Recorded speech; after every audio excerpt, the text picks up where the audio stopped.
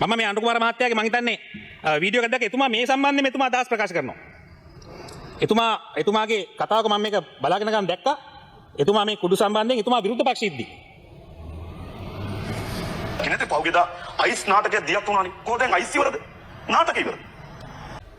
මේ සම්බන්ධයෙන් ක්‍රියා කරපු ආකාරය සම්බන්ධයෙන් ඔබතුමාගේ මම හිතන අවධානය යොමු වෙලා ඇති. ඔබතුමා දකින්නත් ඇති රූපරාම මොනවද උනේ කියලා. එහිදී ක්‍රියා කරපු ආකාරය මම හිතන්නේ ඉතාමත් ප්‍රොෆෙෂනල් අප්‍රෝච් එකක් ඒකේ නෑ.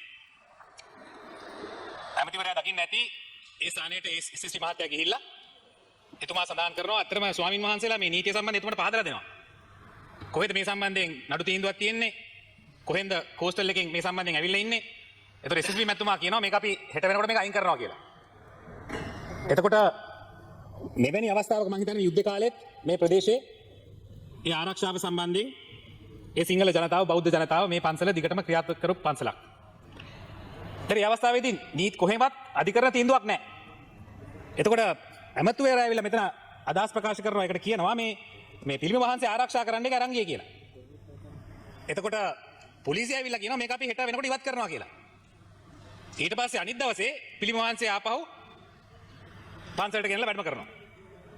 දැන් ඔබතුමා කියන ආකාරයට හාමුදුරුවෝ දෙන්නෙක්ට ඉස්පිරිතාලේ ඉන්නම නෙලලා ගහලා විශාල ප්‍රශ්නයක් ඇති කරලා අනවශ්‍ය ප්‍රශ්නයක් මේක නිරාකරණය කරගන්න තිබ්බ ප්‍රාදේශ සභාව ඒ වගේම අනිකුත් ආයතන ගෙනල්ලා කතා කරලා මේ සම්බන්ධයෙන් විසඳුමක් දෙන්න තිබ්බා.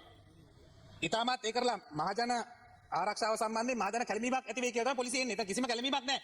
ස්වාමින් වහන්සේලා අහනවා මොකද්ද කැළඹීම කියලා. කොහෙද කැළඹීම?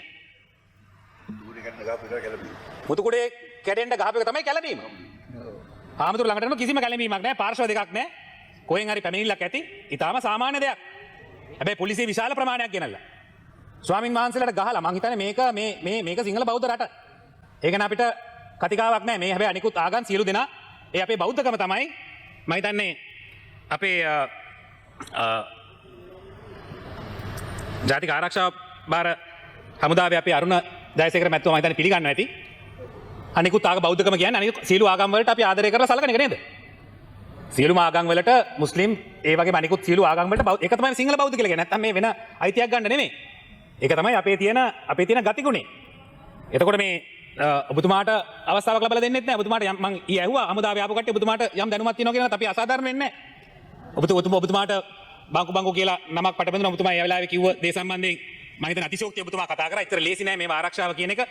ඒ හින්දා ඔබතුමාට එතන වැරදුනාට ඔබතුමාට යම් දැනුමක් තියෙනවා කියන එක මම ඊ ආරක්ෂක අපේ හමුදාවේ ආව කට්ටියන් ඇහුවා ඔබතුමා ගැන. මේකට අපි කතා කරනකොට අපිට විරුද්ධව සමහරට දෙමළ මන්ත්‍රීවරයෙක් කතා කරන්න පුළුවන්. ඊට පස්සේ දෙමළ යම් කිසි ප්‍රශ්නයක් ඇති වෙන්න පුළුවන්. ඒතර මේක මේ කොහෙවත් නැති අනවශ්‍ය ප්‍රශ්නයක්. මේකේ ඔප්පු අනපනත් ඒ වගේම දීමනා පත්‍ර තියෙනවා. නීත්‍යානුකූලව මේ සම්බන්ධයෙන් අපැල් අධිකරණ නඩුවක් තියෙනවා ආමතුරෝ දාලා. ඒතකොට මේක ඉතාමත් සංසුන්ව කටයුතු කරන්න තිබ්බා. ඒතකොට මේ කොහෙන්ද මේන්නේ මේක ආගම් වලට ගරු කරන්නේ නැති එකද මේ නායකයෝ ආගම් ගැන තැකීමක් නැතිකමද? මට පෙර කතා කරපු සුජිය මන්ත්‍රීතුමා කිව්වා අපැල් අධිකරණයේ නඩුවක් තියෙනවලු සම්බුද්ධ ජයන්ති විහාරයට අදාළව. මන්ත්‍රීතුමා පුළුවන් නම් නඩු අංකය හොයලා කියන්නකෝ. මන් දන්න තරමින් නැහැ. උන්වහන්සේ උත්සාහ කළා තියෙනවා නඩුවක් දාන්න. නමුත් අදටත් නඩුවක් දාලා නැහැ. නමුත් මම මේක කියන්නත් නෙවෙයි හිතාගෙන හිටියේ. ඇත්තටම මේකේ පදනම බී වාර්තාවේ හරියටම තියෙනවා. බී වාර්තාවේ තියෙන්නේ මොකක්ද? ගරු ආනන්ද විජයපාල අමාත්‍යවරයාත් මේ බී වාර්තාව ගැන සඳහන් කරා. නමුත් ඒකේ තියෙන හරයාත්මක කාරණාව ඉදිරිපත් කරාට පස්සේ මේකෙන් දැනගන්න පුළුවන් මොකක්ද ඇත්ත කතාව කියලා. මොකක්ද ඒකේ තියෙන්නේ? බලයලත් මිනින්දෝරු කේ ශිවානන්දන් මහතා විසින් ලබා දී ඇති පිඹුරුපතට අනුව මායිම්ගල් යොදා මෙම ඉදිකිරීම් ගරු ජනාධිපතිතුමා විසින් ලබා දී ඇති හිමිකම් ප්‍රත්‍යක්ෂයෙන් මීට කලින් පත්‍රයේ අනුව එම ඉඩම් කොටස් සකස් කර ඇද්ද? එසේම එම ඉදිකිරීම් නාගරික සංවර්ධන අධිකාරියට අයත් භූමි ප්‍රදේශයක සකස් කර ඇද්ද? එසේ නොමැතිනම් මෙම ඉදිකිරීම වෙරළ ආරක්ෂක අධිකාරියට අයත් භූමි ප්‍රදේශයක සකස් කර ඇද්ද යන්න පරීක්ෂා කර එම හිමිකම අනුව ඉදිරියේදී කටයුතු කිරීමට සාකච්ඡා කරන ලදී කියලා බී වාර්තාවේ සඳහන් කරලා තිනවා. එතකොට ඒ අනුව ගරු මන්ත්‍රීතුමා ස්ටේටස් කෝ මේන්ටේන් කරන්න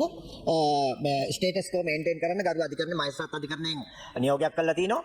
ඒ අනුව තමයි දැන් මේ සාකච්ඡාව යන්නේ. ඕකයි මෙතෙන්ට මේ බුද්ධ ආගම ඇඳලා අරගෙන බුදු දහම විනාශයි මාර වැඩේ කිය මෙතන යන්නේකේ කිසිම පදනමක් නැහැ. දැන් මේක හදනවා හැම කතිකයක්ම පටන් ගන්නෙ බුද්ධ ආගම මාර වැඩේ බුද්ධ ආගම තර්ජනයට ලක් වෙලා. හරි මාර කතාවක්. එතකොට බුද්ධ මොකද ඒ පිලෙන් එක දැන් අද ඇවිල්ලා නැහැ එතුමා කිව්වා ජනාධිපතිවරණයේ කාලේ ජාතික ජන බලවේගයේ ආණ්ඩුව ආවොත් බුද්ධ ආගම විනාශයි නෑ එන්නේ නෑ නේද කියලා සභාවෙන් අහනවා. එන්නේ නෑනේ වැරදිලවත් කියලා. හැබැයි පෙරහැර ගැන සිල් ගන්න එක ගැන පන්සල මේවා ඔක්කොම බොරු කරලා තියෙන්නේ හොඳේ. යලි මේක ආඳන්න හදනවා දැන් මෙතෙන්ට බුද්ධ ආගමත් අනේ මේ බුද්ධ ආගමත් එක්ක තියෙන ප්‍රශ්නයක් නෙවෙයි. කිසිදු ආගමක් එක්ක තියෙන ප්‍රශ්නයක් නෙවෙයි. විශේෂ බාර අමාත්‍යවරයා හරියටම කිව්වා අපි මේ ප්‍රශ්නය නීත්‍යානුකූලව විසඳන්න ගරු අධිකරණයට බාර දීලා තියෙනවා. එච්චරයි. මට උත්තර දීලා හරියන්නේ නැහැ. ජනතාවට උත්තර දෙනවා. අහන්නකෝ දැන් ගිහිල්ලා පාර මිනිස්සු මොනවද කියන්නේ කියලා. මේ යන ක්‍රියාවලිය දෙහි වලින් පටන් ගත්තා. දැන් ඔබතුමාලගේ මේ නිරාගමික මේ සිද්ධාස්ථානයේ ඒ වගේම මේ මූල බීජය එළියට එනවා. ඉතින් මේක විශාල ඉදිරි අනාගතයේ ප්‍රශ්නයක් වෙන්න පුළුවන්. පොලිසිය බාර ඇමතිවරයා මොන ආකාරයෙන් ක්‍රියා කරනවද කියන දේ සම්බන්ධයෙන් ප්‍රශ්නයක් තියෙනවා. එක දවසක එකක් කියනවා, තව දවසක තව එකක් කියනවා. මේක ගැලපෙන්නේ නැහැ කියන අදහස්. ඒවට මම හිතන්නේ කුඩු සම්බන්ධයෙන් ප්‍රශ්නයක් ගැන කතා කරොත් එහෙම ඉස්සරෝම ගහගෙන ආවා එතුමාගේ කටේම තිබ්බේ දේශපාලඥයෝ සම්බන්ධ දේශපාලනයෝ සම්බන්ධ. ඊට පස්සේ දේශපාලඥයන්ගේ නමක්වත් කිව්වේ නැහැ. ඊට පස්සේ අන්තිමටම දේශපාලඥයට සම්බන්ධ මාලිමාවට සම්බන්ධ 6ක් අහු වෙනකොට අන්තිම 6ම පොලිමේ මාලිමාවේ. එතකොට පොලිස්පතිවරයා කියනවා මේක දැනුවත් කරන්න එපා මේවා මේ නිවුස් වලට දෙන්න එපා ප්‍රවෘත්ති වලට දෙන්න එපා කියලා ගහනවා චක්‍රලේඛනය. ඊට පස්සේ පොලිසිය බාර ඇමතිවරයාම කියනවා එහෙම එකක් නැහැ ඒවා දෙන්න පුළුවන් කියලා එතුමා කියනවා. මේක ඇත්තටම මේ රිවර්ස් න්‍යාය යන්නේ. මේක මේ Facebook එකේ මේ ආණ්ඩුව යන්නේ. Facebook එකේ බලනවා මොකද්ද හොඳ කියලා ගහනවා ඒක රිවර්ස් වෙනවා නම් ඒක රිවර්ස් කරනවා එහෙම නැත්නම් කරගෙන යනවා. ඉතින් මේ ආකාරයේ මේ කුඩු සම්බන්ධයෙන් ඔබතුමාට කියනවා මම දැක්ක කුඩු මන්ත්‍රීවරයෙක් කියනවා කුඩු අවසන් කරනවා අපි උපරිම සහයෝගය ලැබලා දෙනවා. හැබැයි මේක ඔබතුමාලා හොඳට ඉතින් තියාගන්න ඕනේ. මේ වැඩියෙන්ම කුඩු එන්න පටන් ගන්නේ මේ කාලේ ඔබතුමාලා වර්ධින්නේ නෙමෙයි. මේක ට්‍රාන්සිට් ක්වෙස්චන් එකක් විදිහට ලංකාව පාවිච්චි වෙන්නේ. මම ඔබතුමාට එදත් කිව්වා. කොලොම්බියාවේ මේ මෙක්සිකෝවේ ඇමරිකාවේ FBI DAE ඔක්කොම ආයතන දාලත් අල්ලනේවෙන් 100% අහුවෙන්නේ. විශාල ප්‍රමාණයක් ඒ කුඩු මේ පුනරුත්ථාපනය කරලා ඔබතුමාලා මේක දේශපාලනය කරොත්. මම මේ අනුකුමාර මහත්තයාගේ මම හිතන්නේ වීඩියෝ එකක් දැක්ක එතුමා මේ සම්බන්ධයෙන් එතුමා අදහස් ප්‍රකාශ කරනවා. එතුමාගේ කතාවක මම මේක බලාගෙන ගන්න දැක්කා. එතුමා මේ කුඩු සම්බන්ධයෙන් එතුමා විරුද්ධ පක්ෂීද්දී. කිනේද පෞගේදා අයිස් නාටකයක් දියක් වුණානේ. කොහොමද දැන් අයිස් ඉවරද? නාටකය ඉවරද? දැන් මේ ජනාධිපතිතුමා විරුද්ධ පක්ෂේ ඉන්න කාලේ අයිස් නාටකය හැමතුමා hina වෙනවා. මේ කතාව තමයි එතුමා විරුද්ධ පක්ෂේ ඉන්න කාලේ කිව්වේ අයිස් නාටක ඔබතුමා අයිස් නාටකය ගැන. මම දැන් කිව්වත් දන්නේ නැහැ ඔබතුමාට පෞද්ගලික කණ්ඩ ගහලා. මොකද්ද මේ නාටකය කියලා? මේ නාටකය ඉවරයි කියලා. දැන් ඒකම ආපහු කරනවා. ඕක තමයි කතාව. එතකොට පොලිසියට සම්බන්ධයෙන් ලොකු වගකීමක් පැවරුවා ජනාධිපතිවරයා. මොකද්ද? මේ රටේ වෙළඳාමක් තියෙනවා. ඒ වෙළඳාම තමයි නීති විරෝධී අවිගණු දැනුව මත්ද්‍රව්‍ය ජාලය. එතකොට මේ මත්ද්‍රව්‍ය ජාලය විසින් නීති විරෝධී මත්ද්‍රව්‍ය විසින් මුළු සමස්ත ශ්‍රී ලංකාවම වෙලාගෙන තියෙන්නේ. පක්ෂපාත ભેදයකින් තොරව, ස්ත්‍රීද පුරුෂ ભેදයකින් තොරව කවුරුත් මේ ව්‍යසනයට පාසල් ශිෂ්‍යයෙක් ඉඳලා ගොදුරු වෙමින් තිබුණා. මේක ලොකු ව්‍යසනයක්. ජනාධිපතිවරයාට ලොකු අභියෝගයක් වුණා මේක කොහොමද දැන් කරන්නේ? අන්න පොලිසිය අද පොලිස්පතිවරයාගේ නායකත්වයෙන් අද මොකද්ද? පොලිස්පතිවරයාට පුළුවන් වෙලා තියෙනවා මේවා ඒ ජාල අඳුර ගන්න. මොකද්ද? මේකේ මුල තියුනේ දියවන්නාවේ පාර්ලිමේන්තුවේ තමයි හිස තිබුණේ. දේශපාලනයේ නැමැති හිස මේක වෙලාකට තිබුණ මත්ද්‍රව්‍ය ජාලය. අපි ඉතිහාසයේ ප්‍රථම වතාවට මේ දේශපාලනයේ නැමැති හිස ගලවා දමන්න අපි වත්මන් ආණ්ඩුව සමත් වෙලා තියෙනවා. අන්නේ සමත් වීම ඇතුළේ තමයි පොලිස්පතිවරයාට හයියාවේ මේ වැඩේ කරන්න. මත්ද්‍රව්‍ය නැමැති ධම්මැලේ ඉහළම පුරුක නතර වුණේ විදේශේ. අනේ කවුරුත් හොයාගෙන යනවා. එයා ඉන්නේ ඩුබයි. එයා ඉන්නේ නේපාලේ. එයා ඉන්නේ ඉන්දුනීසියාවේ. මෙහෙම කියා නතර කරා පහුගිය ආණ්ඩු මේවා. පහුගිය ආණ්ඩු මේවා නතර කරා. ඒවා පිටිපස්සේ හිටිය අපි දන්නවා. මේ ආසනවල වාඩිලා හිටපු බොහෝ පිරිස් ඒවා නියෝජනය කරා. ඒ නීති විරෝධී මත්ද්‍රව්‍ය ජාලය නියෝජනය කරා. ඒකයි මේක වළක්වා ගන්න බැරි වුණේ. අද මොකද වෙලා තියෙන්නේ? අද වෙනකොට අපිට පුළුවන් වෙලා තියෙනවා අන්නේ විදේශීය පුරුකට අත තියන්න. මොකද්ද යුක්තිය මෙහෙයුම අර මෙහෙයුම කිය කරා. ඔක්කොම ඇල්ලුවේ හාල් මැස්සෝ. මේ නිකන් සාමාන්‍ය මිනිස්සු පාර යන මිනිස්සු අල්ලගෙන ගිහිල්ලා ගාල් කරා. වත්මන් පොලිස්පතිවරයාට පුළුවන් වෙලා තියෙනවා මෙහෙ ඉන්න සප්ලයි ජාලේ මේක තියෙන දෙකයි. සප්ලයි ජාලයේ තියෙනවා ඩිමාන්ඩ් එක තියෙනවා. මේ දෙකනේ සප්ලයි ජාලය අදාළව වත්මන් පොලිසිය අත ගහලා තියෙනවා.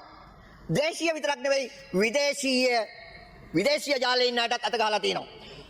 ඇත්තටම හාල්මැස්ස පහුගිය කාලේ පහුගිය ආණ්ඩුව වලින් අත්අඩංගුවට ගත්තේ. අපිට පුළුවන් වෙලා තියෙනවා මත්ද්‍රව්‍ය ජාලේ ඉන්න මෝරු අත්අඩංගුවට ගන්න. ලංකාවේ මෝරු විතරක් නෙවෙයි, ලංකාවේ මුහුදේ මෝරු විතරක් නෙවෙයි, විදේශීය ඉන්න බෝරුත් අත්අඩංගුවට ගන්න පුළුවන් වෙලා තිනවා වර්ෂයයි ගියේ. බොහොම බාධක මැද්දේ මේ පොලිසිය වැඩ කරන්නේ. අඩුපාඩුකම් මැද්දේ මේ පොලිසිය වැඩ කරන්නේ. හැබැයි එහෙම තියෙද්දිත් එම අඩුපාඩුකම් මතත් වසරක් යනකොට පොලිසිය සමත් වෙලා තියෙනවා ජනමනස ඇති කරන්න ඇත්තටම මේ වැඩේ කරනවා කියලා. දැන් මොනවද මේ මෙතනින් කතා වුනේ? මාර වැඩේ අපේ අයත් මේවට සම්බන්ධයිද? චක්‍රලේඛනයක් ගැහුවලු ජාතික ජන බලවේගයේ අය අහුනොත් එහෙම මේක ප්‍රසිද්ධ කරන්න එපා කියලා. අනේ සුජීව මන්ත්‍රීතුමා ඔබතුමා මේ චක්‍රලේඛනයේ දිනයි සිද්ධියේ දිනයි අධ්‍යයනය කරලා බලන්න. මන්ත්‍රීවරු මම බට පේනවා සමහර මන්ත්‍රීවරු hina වෙනවා පැටිකිරිය ගත්තොත් එහෙම බලන්න පුළුවන් කොහොමද පැටිකිරිය කියලා. දන්නේ නැහැ අපි කවුද කියලා දන්නේ නැහැ. ගෝල බොහෝ වෙලාවට පාපිසි කියන අපි දන්නේ නැහැ. ඒකින්ද විශේෂයෙන්ම අපි ඇමතිතුමාගේ අවධානය යොමු කරන්නේ ක්ලීන් ශ්‍රී ලංකාව කියලා පටන් ගත්තා. කීයක් මුදල් වියදම් කරාද? අර අහිංසක ත්‍රිවිල් ඉවරයි බස් වලයි කෑලි ගැලෙව්වා. මේ මිනිස්සු ආදරෙන් යම් තමන්ගේ වාහනේ පාවිච්චි කරලා කරදරයක් නැති මිනිස්සු පොඩ්ඩක් හොයලා බලන්න ත්‍රිවිල් එක ලස්සනට තියා ඉන්නේ. කිසිම සමාජයට ඒකෙන් අවහිරයක් නැහැ. බස් වල මම දැක්කා ලස්සනට බස් තියලා කෑලි ගලවනවා. මොකද ඕකද රටේ තියෙන ප්‍රශ්නේ? කොච්චර ඉන්නවද ව්‍යාපාරිකයෝ කොච්චර ඉන්නවද ආණ්ඩුවට සම්බන්ධ හොරු මංකොල්ලකාරයෝ නීතියට වහලා ඔය එක ව්‍යාපාරිකයෙ ලොකු ව්‍යාපාරිකයෙක් ඇල්ලුවද පුතුමල්ලා? ඔය ලංකාවේ ඔක්කොම දූෂණය සම්බන්ධයෙන් ටාගට් කරන්නේම විරුද්ධ පක්ෂයේ മന്ത്രിවරු විරුද්ධ පක්ෂයේ දේශපාලඥයෝ. දැන් ඔය රටේ ඉන්න මේ ප්‍රධාන ව්‍යාපාරිකයෝ කොච්චර දූෂණ වංචාවලට සම්බන්ධ වෙලාද? එක්කෙනෙක් ඇල්ලුවද? ඒ ඔක්කොම අනුර කුමාර මහත්තයාගේ යාළුවෝ. සියලුම ව්‍යාපාරිකයෝ අද ඉන්න ලොකු ව්‍යාපාරිකයෝ අනුර කුමාර මහත්තයාගේ යාළුවෝ. මමවත් විශේෂ අමාත්‍යවරයවත් රටේ ජනාධිපතිවරයාවත් දේශපාලනික ලෙස මේ එක සිද්ධියකට සම්බන්ධ වෙලා නැහැ. එක සිද්ධියකට උපදෙස් දීලත් නැහැ. ඒක තමයි මේ රටේ ජනතාව ප්‍රාර්ථනා කරපු එකම ප්‍රාර්ථනාව. නීතිය සමට එකයි. අපේ උනත් ඕගොල්ලන්ගේ උනත් එක නීතියක් වෙන්න කියලා තමයි මේ ජනවර්ම ප්‍රාර්ථනා කරපු දේ. ඒ ප්‍රාර්ථනා කරපු ජනවර්මට අනුව අපි වැඩ කරගෙන යනවා. එහෙම පොලිසියක් නේද තමුන්නාසලා ප්‍රාර්ථනා කරේ. එතකොට අහන්න වත්මන් පොලිස්පතිවරයාගෙන් අහලා බලන්න. අපි කිසිදු දේශපාලනික බලපෑමක් මේ සම්බන්ධයෙන් කරන්නේ නැහැ. ඒක නිසා මේක හරි පැහැදිලි. මේකේ දැන් වෙලා තියෙන්නේ මොකද්ද? විශේෂ භාර අමාත්‍යවරයාත් පොලිස්පතිවරයාත් දැඩි විවේචනයක් එල්ල වෙනවා. ගරු ඇමතුමා කාලය අවසන් ඇමතුමාගේ. තප්පරයක් කීපයක් දෙන්න. දැඩි විවේචනයක් එල්ල වෙනවා. ඇයි ඒ විවේචනය එල්ල වෙන්නේ? ඕගොල්ලන්ගේ පැත්තෙන් පදනම් විරහිතව විශේෂ භාර අමාත්‍යවරයාට ගහනවා. ඇයි? මේ වැඩේ හරියට කරනවා. මේ වැඩේ හරියට කරනකොට ඕගොල්ලන්ට රිදෙනවා. දැනනද? පොලිස්පතිවරයාට පදනම් විරහිතව ගහනවා. පොලිස්පතිවරයා මේ වැඩේ හරියට කරනවා. හරියට කරනකොට ඕගොල්ලෝ කට්ටියට රිදෙනවා. ඔන්න කතාව. ඕක තමයි මෙතන වෙලා තියෙන්නේ ගරු මුල්ලසනාරුට මන්ත්‍රීතුමනි. ඒින්ද අපි කියන්නේ මේ ආණ්ඩුව නොහැකියාව තුල සංවර්ධනය කරන්න බෑ. අමාත්‍යාංශවල වැඩ නැහැ, සංවර්ධනය නැහැ, නිෂ්පාදන නැහැ. ණයබරෙන් මිරිකලා ඉන්නේ. ඒ හින්දා තමන්ගේ නිර්වස්ත්‍රය වහගන්න. පොලිසියයි CID එකයි අල්ලාස් කොමිසමයි පාවිච්චි කරන්න එපා. නිලධාරීන්ට කරන පහසයක්. ඒ නිලධාරීන් කරන්න දෙයක් නැහැ. CID මන්ත්‍රී CID එකේ ඉන්න සමහර අපිට ඇවිල්ලා නිලධාරීන් කියනවා අපිට කරන්න දෙයක් නැහැ සර්. ඉතාමත් අසාධාරණ ලෙස මේ වැඩ ගරු කරනවා. මන්ත්‍රීතුමා ඔබතුමායි කාලය අවසන්. සරලව ටාගට් කරනවා. අපිට කියනවා පුළුවන් තරම් මේක අපහසුතාවයට පත් කරන්න කියලා. ඒ හින්දා ඉල්ලා හිටනවා. ආණ්ඩුවෙන් මේක ගුස්තාවෝ ආණ්ඩුවක් බවට පත් කරන්න එපා. මේක පොලිසිය ඒ නිලධාරීන් පාවිච්චි කරන්න එපා තමන්ගේ දේශපාලන මතිමතාන්තර ඉස්සරහට යන්න. බොහොම ස්තුතියි.